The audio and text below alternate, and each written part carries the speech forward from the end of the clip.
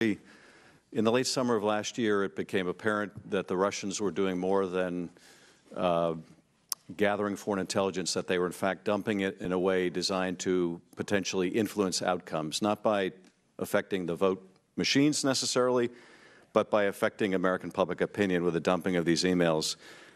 So that's happening in late summer, mid to late summer. Why did it take the administration so long to make a public statement that a foreign adversary was trying to influence the American election? The statement didn't come until October. Why did we wait from July till October to make that statement? Well, Congressman, I'm going to disagree with your premise that there was some type of delay. This was a big decision, and there were a lot of considerations that went into it. This was an unprecedented step.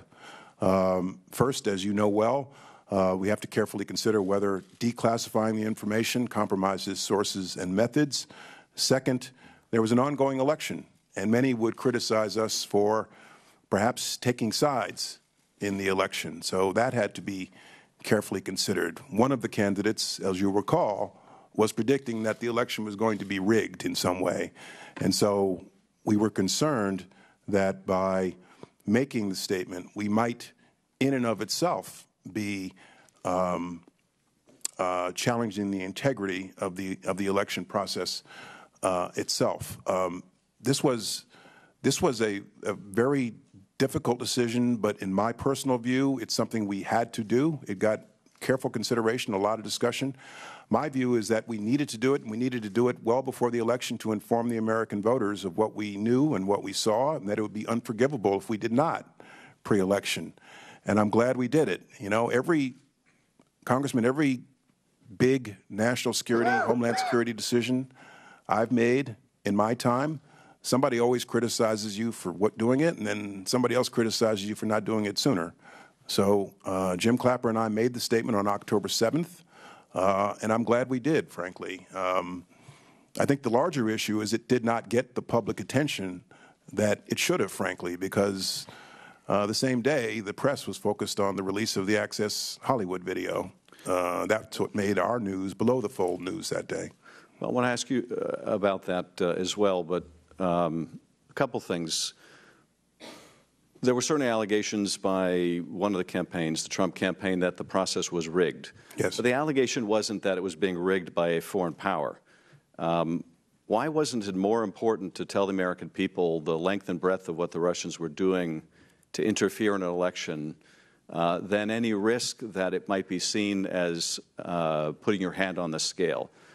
Didn't the public have a compelling need to know, notwithstanding the claims made by a campaign about a different kind of rigging, and the need to rebut the idea that this was being presented to the public deliberately to influence the outcome? Yes, yes, and yes, which is why we did tell the American public everything we were in a position to tell them on that date. You'll note from my statement that we attributed the hacking directly to the Russian government. We were not then in a position to attribute the scanning and probing to the Russian government. We did say it was coming from a Russian-based platform at that point, but at that point we told the public everything we believed we could tell them, and I'm glad we did. So the priority of informing the American public did override all of those other considerations, which is why we did what we did. Mr. Secretary, you mentioned, though, that the statement you issued didn't get much attention because of the timing of Access Hollywood. When it didn't get that much attention, why didn't the administration go further? Why didn't the President, for example, speak about this? It was left to yourself and Director Clapper to issue a written statement without any further elaboration. There were no steps taken, for example, to impose sanctions on Russia. Why weren't those additional steps taken when the first notice really was essentially overlooked by the public? Well, you shouldn't view the October 7th statement in isolation, sir.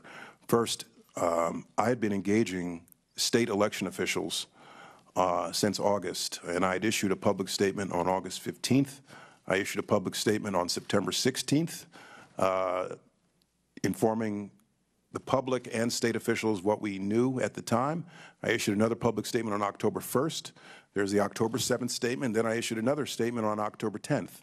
So this was an ongoing effort to inform the public about everything we were in a position then to tell the public. It wasn't just the October 7th statement.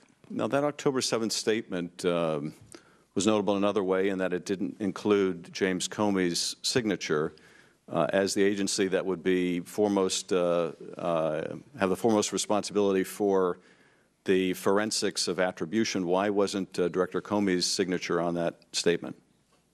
Well, the thinking was that a statement should come from the intelligence community, and Jim Clapper then sat atop the intelligence community as the DNI. Separately, we wanted to put out a statement from DHS about what state election officials can do about this, and again, encourage them to come to us. At some point in the discussion, Jim and I decided to just make it a joint statement, and that's what happened.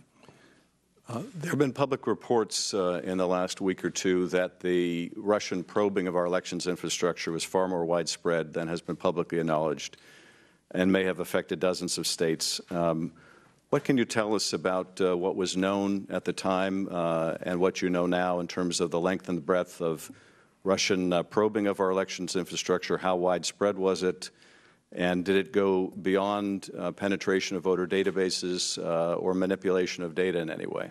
There was very definitely, in the fall, a growing list of states where we saw scanning and probing around voter registration databases, which concerned us greatly.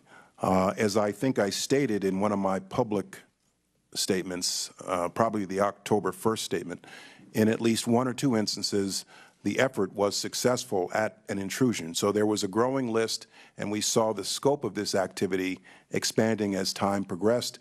And then eventually, in January, we were in a position to say that this activity itself was also the Russian government. Now, I too have seen the more recent reports.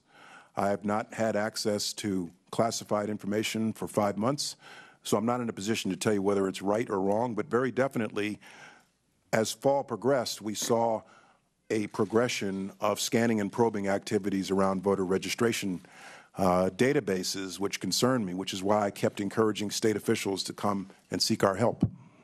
Did that involve a majority of the states? Yes, and I was very pleased about that. Eventually, well, I'm sorry, I don't mean that they took you up on the help, but did the Russians probe a majority of the states' voter databases? I don't know the final count because I haven't had access to the intel for the last 5 months. I know what I see open source, and I'm not in a position to agree or disagree. I've seen open source, I think, 39 states, and I'm not in a position to agree or disagree. Thanks, Chair. Time's expired. Mr. Gowdy, 5 minutes.